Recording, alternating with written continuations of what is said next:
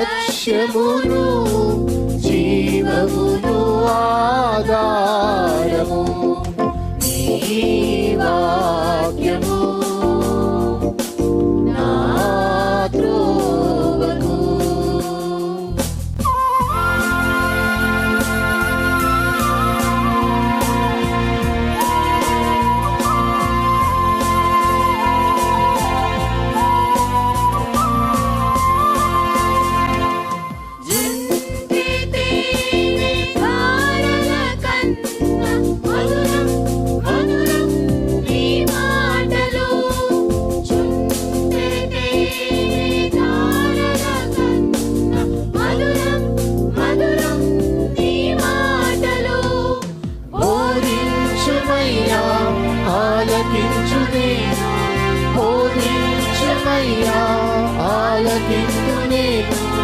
అనుసరింతునయ్యా ఆత్మశక్తితో, అనుసరింతునయ్యా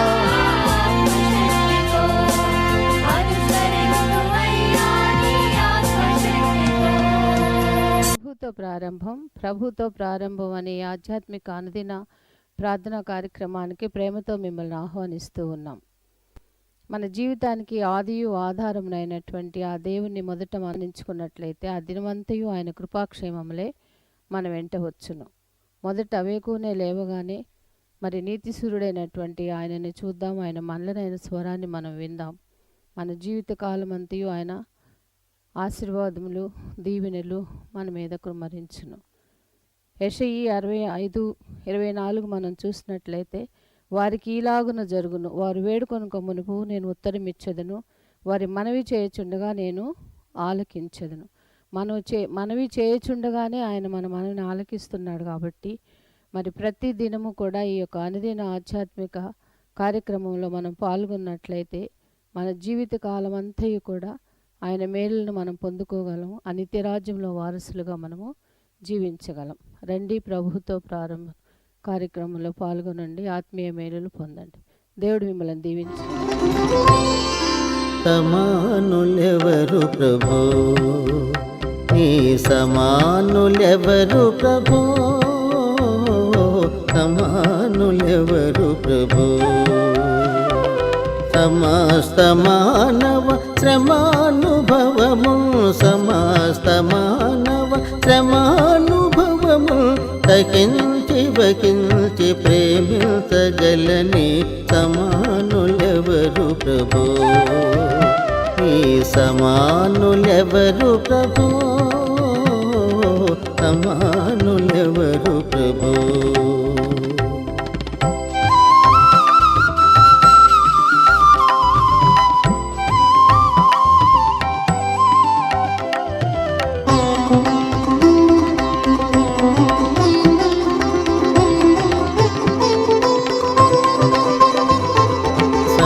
సమానతత్వము సహోదరత్వము,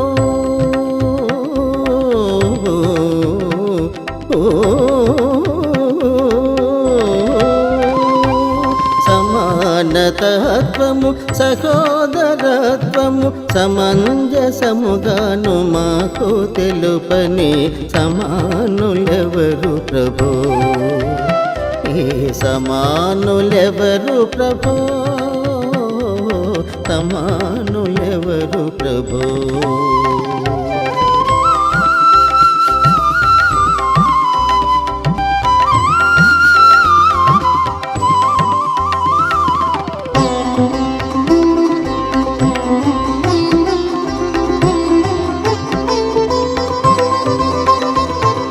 పరార్థమై భవ శరీరము సగిన,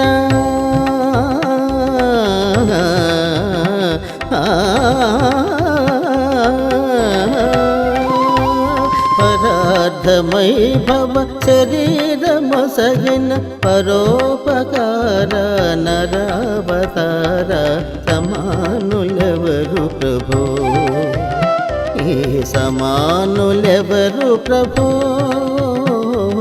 సమానులెవరు ప్రభో. క్రీస్తునందు ప్రియమైన దేవుని సంగమా, మరొక నూతన దినమును దేవుడు మనకు అనుగ్రహించాడు. అనుదినము దేవుని వాక్యాన్ని ఒక వరుస క్రమంలో ధ్యానం చేస్తుండగా, ప్రత్యేకించి పాత నిబంధన భక్తుల జీవితాన్ని మనము జ్ఞాపకం చేసుకుంటుండగా, అవి కేవలము ఆ పాత నిబంధన కాలపు చరిత్ర మాత్రమే కాకుండా ఆ చారిత్రాత్మక సంఘటనలో కొన్ని మనకు ఉపదేశాలు, మనము అనుసరించవలసినవి, విడిచిపెట్టవలసినవి ఆయా భక్తుల జీవితాల నుంచి మనకు మరి దేవుడు తెలియచేస్తున్నాడు. సో కొత్త నిబంధన ప్రజలుగా మనమున్నాం. సో పాత నిబంధన లేకుండా కొత్త నిబంధన లేదు. కొత్త నిబంధన అన్నప్పుడు పాత నిబంధన ఉంది, అది కొట్టివేయబడలేదు, కానీ అది నెరవేర్చబడింది. ఆ పాత నిబంధన క్రొత్త నిబంధనకు పునాది లాంటిది. ఎందుకంటే పాత నిబంధనలో ఏమి చెప్పబడిందో అది క్రొత్త నిబంధనలో నెరవేర్చబడింది. కాబట్టి పాత క్రొత్త నిబంధనల అధ్యయనం మన విశ్వాస జీవిత ప్రయాణంలో చాలా అవసరం. కాబట్టి రండి, మరొక దినం మరొక అనుభవాన్ని సొలొమోను భక్తుని జీవితంలోంచి మన జీవితానికి సాదృశ్యంగా ధ్యానం చేద్దాం, ప్రార్థన చేద్దాం. కృపగల దేవా, దయల తండ్రి, మీ పాదములకు స్తోత్రము చెల్లిస్తున్నాం నాయన. నీ ఉచితమైన దయా సంకల్పాన్ని బట్టి మమ్మల్ని ప్రేమించి మీరు మాకు చేస్తున్న ఉపదేశాలు బట్టి ప్రభాస్తుతులు చెల్లిస్తున్నాం. నీ ఉపదేశ మాలిక మా ఆధ్యాత్మిక జీవితానికి చుక్కాని లాంటిది. దాన్ని అనుసరించి మేము ముందుకు సాగుతుండగా ఆయా భక్తులు మాకు తమ జీవితాల నుంచి కొన్ని సందేశాలు ఇస్తున్నారు. దేవుని అనుసరించి వారు ఏ రీతిగా ఆశీర్వదించబడ్డారో, విస్మరించడం ద్వారా ఏ రీతిగా తృణీకరించబడ్డారో ఆ వాస్తవాలు జ్ఞాపకం చేసుకుంటూ మేము మా జీవితాన్ని సరిపోల్చుకుని సవరించుకోవడానికి అనుగ్రహించబడిన తరుణం కనుక స్తుతులు చెల్లిస్తూ, ఈనాటి కొరకు ప్రభా నీ వాక్యం కొరకు ఎదురు చూస్తుండగా మీరే మాకు నీ ఉపదేశాన్ని వినిపించమని మా రక్షకుడిని యేసు నామమున అడిగి వేడుకొంచున్నాం తండ్రి, ఆమేన్. స్నేహితులారా, నేటి కొరకు ఏర్పాటు చేయబడిన లేఖన భాగం రాజుల మొదటి గ్రంథం 11వ అధ్యాయము 9వ వచనం. ఇశ్రాయేలు దేవుడైన యెహోవా అతనికి రెండు మారులు ప్రత్యక్షమై ఈ సొలొమోను జీవితంలోని చివరి అధ్యాయం ఇది, చివరి సందర్భం. ఎంత వేగంగా పైకి ఎదిగాడో అంత వేగంగా తాను పైనుంచి కిందికి దిగిపోయాడో ఆ వాస్తవాలు నిన్నటి దినము నేను జ్ఞాపకం చేశాను. సో ఇక్కడ రెండు మారులు అనే మాట గతంలో మనకు కనిపించిన ఆ రెండవ మారు అనే మాటకు సంబంధం లేదు. అనగా సొలొమోనుకు మొదటిసారి గిబియోనులో ప్రత్యక్షమవుతాడు దేవుడు. ఆ గిబియోనులో ప్రత్యక్షమై నేను ఏమిచ్చట నీకు ఇష్టమో అడుగు అంటాడు. సో సొలొమోను అడిగిన ఆ మనవి దేవునికి అంగీకారంగా ఉంది కాబట్టి అడిగిన దానికన్నా అధికంగా సొలొమోను పొందుతాడు. రెండవ మారు యెరూషలేము దేవాలయము నిర్మించబడిన తర్వాత ఆ ప్రతిష్ఠ కార్యక్రమంలో దేవుడు రెండవ మారు యెరూషలేములో అతనికి ప్రత్యక్షమవుతాడు. అనగా మొదటిసారి గిబియోనులో, రెండవసారి యెరూషలేములో. ఈ రెండు కూడా ఒకటి సొలొమోను రాజుగా అభిషేకించబడ్డప్పుడు, ఆ రెండవది యెరూషలేము దేవాలయ ప్రతిష్ఠ ప్రారంభోత్సవ సమయంలో. కానీ ఇక్కడ రెండు మారులు అనే మాట వ్రాయబడ్డానికి కారణం ఏంటంటే God has given him a warning twice. మొదటిసారి ఎప్పుడు ఇవ్వబడింది అన్న విషయాలు మనకు వ్రాయబడలేదు, కానీ రెండు మారులు అనే మాట అనగా ఈ ఎగ్జార్టేషన్ అనేది, ఈ హెచ్చరిక అనేది దావీదు కుమారుడైన సొలొమోనుకు దావీదును బట్టి మొదటిసారి చెప్పాడు, సొలొమోను వినలేదు. రెండవ మారు దేవుడు తన తీర్మానాన్ని తన నిర్ణయాన్ని తెలియజేస్తున్నాడు. మొదటిసారి ఎప్పుడు అన్నది మనకి వివరాలు అందించకపోయినప్పటికీ ఒకసారి దేవుడు మనకు అవకాశం ఇచ్చినప్పుడు ఆ అవకాశాన్ని బట్టి మనము మన జీవితాన్ని సరిదిద్దుకున్నప్పుడు దేవుడు ప్రేమామయుడు కనుక, కరుణామయుడు కనుక క్షమించి మన జీవితాన్ని సరిచేస్తాడు ఆయన. ఒకసారి హెచ్చరిక చేయబడ్డప్పటికీ కూడా తిరిగి అదే పొరపాట్లు కొనసాగుతున్నప్పుడు దేవుడు బహుశా సెకండ్ ఆప్షన్ మనకు ఇవ్వకపోవచ్చు, సెకండ్ ఆప్షన్ మనకు లభించకపోవచ్చు. సో ఫస్ట్ ఛాన్స్ మిస్యూజ్ చేసుకున్నాడని మనము భావించడానికి అవకాశం ఉంది. ఎందుకంటే ఇక్కడ 2 మార్లు ప్రత్యక్షమై దేవుడు ఏం చెప్తాడంటే, నీవు ఇతర దేవతలను వెంబడించవలదని అతనికి ఆజ్ఞాపించినను సొలొమోను హృదయము ఆయన యుద్ధ నుంచి తొలగిపోయేను. ఫస్ట్ టైం చెప్పాడు, వినలేదు. 2 మార్లు చెప్పాడు, వినలేదు. ఏమని చెప్పాడు? దేవుడు హెచ్చరిక ఇచ్చి ఇతర దేవతలను వెంబడించవలదని చెప్పినప్పటికీ కూడా సొలొమోను దేవుని యొద్ద నుంచి సొలొమోను హృదయము తొలగిపోయింది. ఆ ముందు 8 వచనాల్లో అతడు ఏ రాజుల కుమార్తెలను వివాహం చేసుకున్న అతని భార్యలందరూ కూడా ఆయా దేశాల నుంచి వచ్చిన వారితో పాటుగా వారి దేశ సంబంధమైన మతాలను లేకపోతే ఆ దేవుళ్లను దేవతా విగ్రహాలను తీసుకుని వచ్చారు. వారికి ఇతను బలిపీఠాలు కట్టాడు, వాటికి మొక్కాడు, ఆరాధించాడు. దేవునికి కోపం వచ్చింది. దేవుని వాక్యం చాలా స్పష్టంగా ఉంది, నేను రోషము గలవాడను, నేను తప్ప వేరొక దేవుడు నీకుండకూడదు. ఆయన ఇచ్చిన ఆ దశాజ్ఞలో ప్రథమ ఆజ్ఞ అది. పైన ఆకాశం అందే కానీ కింద భూమి అందే కానీ ఎక్కడ కూడా నేను తప్ప వేరొక దేవుడు నీకుండకూడదు. సో 2 మార్లు ప్రత్యక్షమై God has given him a warning. కానీ సొలొమోను మనస్సు, హృదయము దేవుని వైపు తిరగలేదు అని. మన జీవితాల్లో కూడా మరి సొలొమోను జీవితాల్లో భార్యల ద్వారా వచ్చిన ఆ విగ్రహాలు లేకపోతే ఆ దేవుళ్ళు దేవతలుగా భావించబడ్డవారు. మన జీవితాల్లో కూడా కొన్ని విగ్రహాలు ఉన్నాయి. దేవుని చేత ప్రేమించబడి దీవించబడ్డప్పుడు కొన్నిసార్లు మన ఉద్యోగాలకు ఒక విగ్రహం అవుతుంది. మన బిడ్డలు కొన్నిసార్లు విగ్రహాలు అవుతారు. బిడ్డలు కూడా విగ్రహాలు అవుతారు. దేవుని దగ్గర రావడానికి కానీ ఆరాధించడానికి కానీ కొన్నిసార్లు దేవునికి ఇవ్వటానికి కూడా చేతులు చాలవు. ఎందుకంటే చాచబడవు. ఎందుకంటే ఆ బిడ్డలకు ఖర్చు పెట్టాలి కాబట్టి. నేను ఒక ఎగ్జాంపుల్ చెప్తాను. ఒక సహోదరి తన కుమార్తె గురించి, ఆమె ప్రెగ్నెంట్ అయింది కాబట్టి డెలివరీ గురించి మరి ఆమె పొదుపు చేస్తూ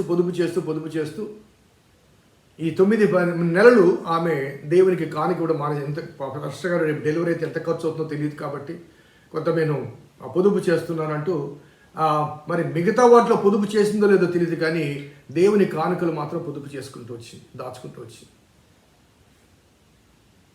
అదే సమయంలో మరొక పేద స్త్రీ ఆమె ఆ పేదరికంలో కూడా నమ్మకంగా ఇవ్వడం మొదలుపెట్టింది. ఒక నెల డిఫరెన్స్లో ఇద్దరు వారి కుమార్తెలు డెలివరీకి వెళ్ళారు. ఎవరైతే నమ్మకంగా దేవునికి కానుక ఇస్తూ వచ్చారో, అనగా దేవుని దోచుకోకుండా దేవుని దొంగతనం చేయకుండా ఉన్నారో, ఆ స్త్రీ కుమార్తెకు నార్మల్ డెలివరీ అయింది.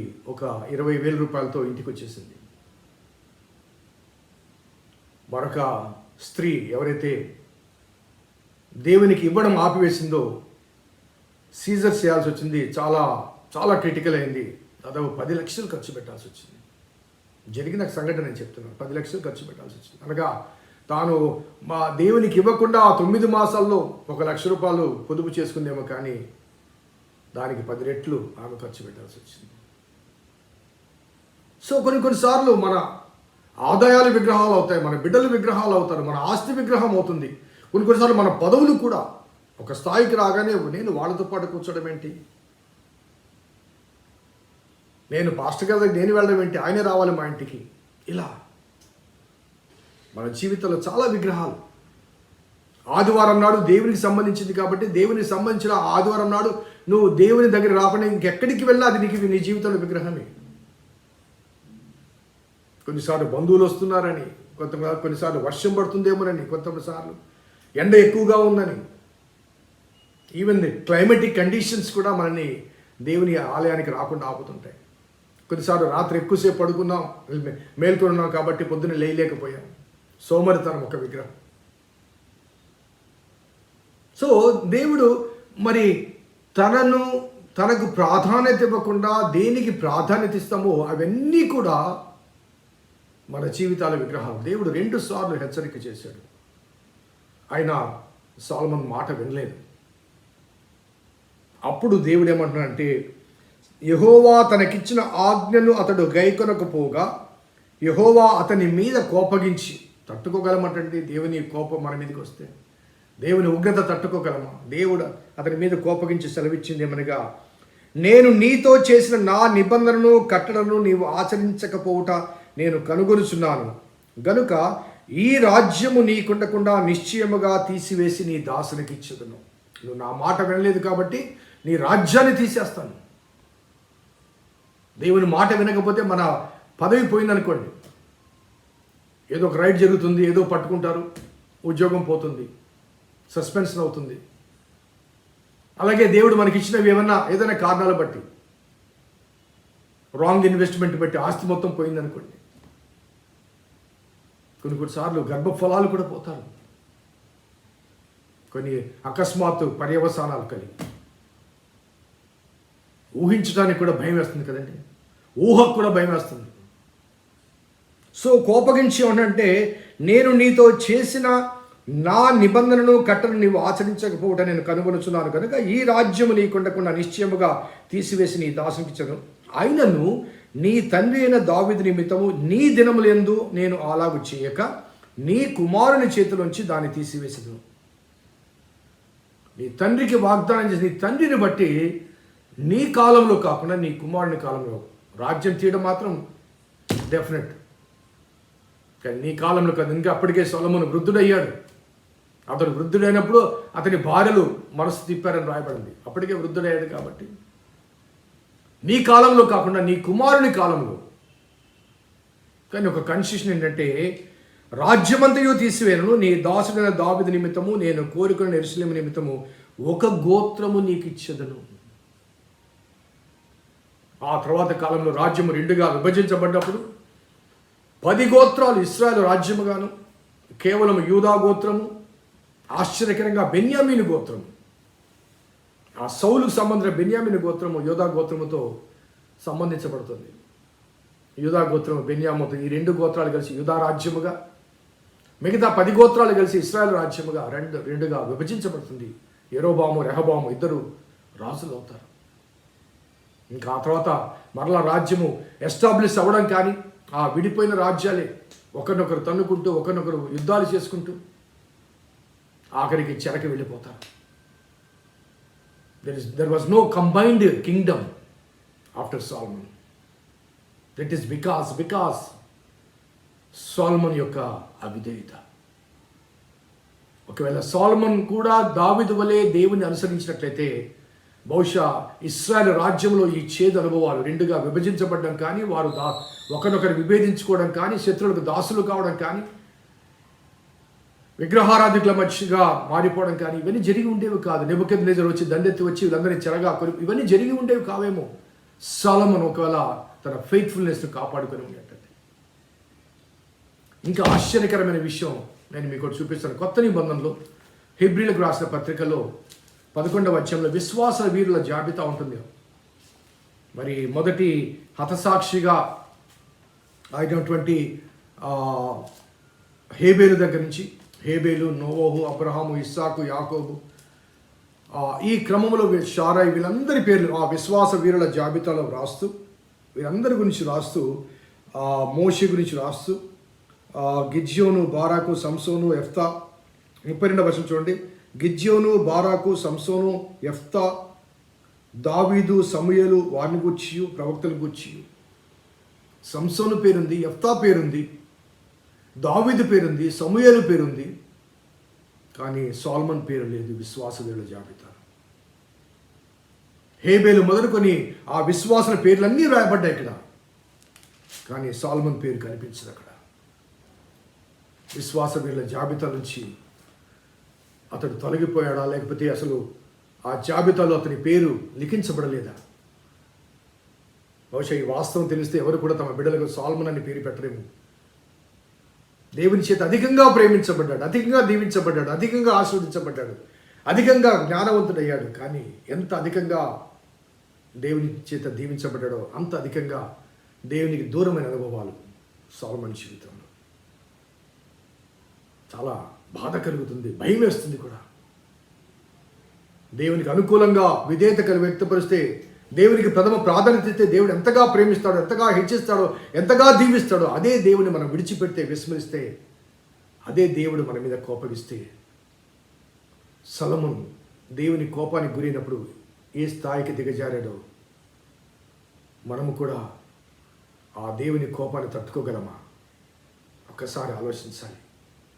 We need to check how sincere, how faithful we are towards our God, who is the source of our every blessing. నీవు నేను ఉన్న ప్రస్తుత స్థితికి, ప్రస్తుత ఆశీర్వాదానికి నావి అని అహంకారంతో భావించే నీ ఆస్తి ఐశ్వర్యాలకు, ఉద్యోగ పదవులకు మూలమైన ఆ దేవుణ్ణి విస్మరిస్తే, ఆ దేవుడు వాటిని తీసివేస్తే తట్టుకోగలమా? గుడిసెలోంచి భవనంలోకి రావచ్చు, కానీ భవనంలోంచి గుడిసె జీవితం చాలా దుర్భరంగా ఉంటుంది. ఒకసారి సెల్ఫ్ ఎవాల్యుయేషన్ చేసుకోవాలి. ప్రార్థన చేద్దాం. కృపగల దేవా, దయగల తండ్రి, మీ పాదములకు స్తోత్రము చెల్లిస్తున్నాం నాయన. సొలొమోను జీవితం ముగింపు చూస్తే చాలా భయమేస్తుంది ప్రభువా. ఎంతగా హెచ్చించబడ్డాడో అంతగా తన సర్వస్వాన్ని కోల్పోయాడు. దావీదును బట్టి పొందిన ఆ దీవెన, ఆ రాజ్యం కూడా తన కుమారుని కాలంలో తొలగిపోతుంది. ప్రభువా, మేము కూడా ఒకసారి మా విశ్వాసాన్ని కానీ, నీ పట్ల మాకుండే భక్తి శ్రద్ధలు ఒకసారి పరీక్షించుకోవాలి ప్రభువా. నీ ప్రేమను మేము పొందగలము, కానీ నీ ఉగ్రతను మేము భరించలేము. వ్యక్తిగతంగా కానీ, కుటుంబ పరంగా కానీ, సంఘపరంగా కానీ ప్రభా, అటువంటి దుర్భర స్థితి మాకు రాకూడదు నాయన. ఒకవేళ పతనా స్థితిలో ఉంటే మన్నించండి ప్రభా, క్షమించండి ప్రభా, బుద్ధి చెప్పండి ఆయన, తిరిగి నిలబెట్టండి ప్రభా.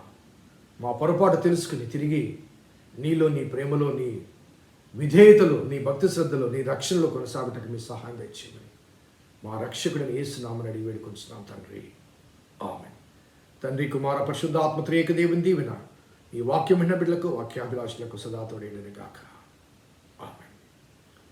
God bless you. దేవుని దీవించును గాక.